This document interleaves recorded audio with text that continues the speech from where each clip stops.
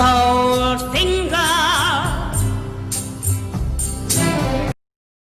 It's a bit dark back here, so I thought I'd wear something a little brighter. My name is Martin Hyde. It remains Martin Hyde. I ran twice for City Commission and lost both times. To the extent that I ran for a second time, knowing it could end the same way as the first, proves that I accept the possibility that things won't always go my way. This body was the first to discontinue in-person meetings regionally and the last to start them again, and then only because the governor ordered it to. The county commission kept meeting throughout, as for the most part did our school board, but our city commission, as Democrat-dominated as it is, went to full basement mode for over 8 months. With the election of a new set of commissioners just over a month ago, one might have hoped for some degree of acceptance from Commissioners Alpert and Ahern Koch that their time in the ascendant majority was over, and that it might have been smarter to have been nicer on the way up, lest they met the people they disrespected on the way down.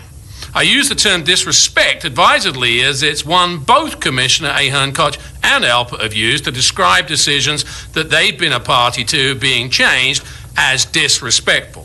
With all due respect, Commissioners, do you think Joe Biden, if he gets to keep the steal going, will respect the decisions of President Trump?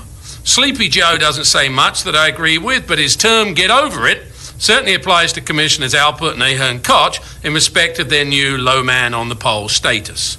To the real point of the evening, and why I'm dressed here in celebratory mode, I'm here to bid fond farewell to our city manager. Tomorrow is a new day for our city, so I won't dwell on the failures of the last 8.5 years. It would be petty of me and churlish to remind anyone of the 20% increase in staffing levels, the fortune spent on sunshine law violations, the bungled hiring of a septuagenarian homeless czar whose only qualification was being a sports agent, an associate of the city manager.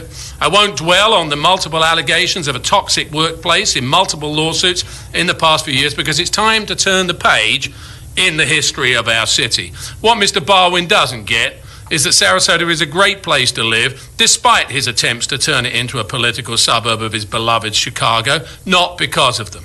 At a cost of close to 100,000 taxpayer dollars to see the back of Mr. Barwin, I'd normally speak up against any golden, if you don't mind the jacket, handshake, but I think based on the damage he does every day, it's cheap at twice the price, to coin an old phrase. So it's goodbye to the Tom Barwin era and hello to what I believe will be a much more positive phase in our city under the direction of our fine new mayor, Hagan Brody, his able vice mayor, Erica Arroyo, as well as new commissioner, Kyle Batty. The best of luck to all concerned, and a Merry Christmas to all of you. Thank you, Mr. Hyde.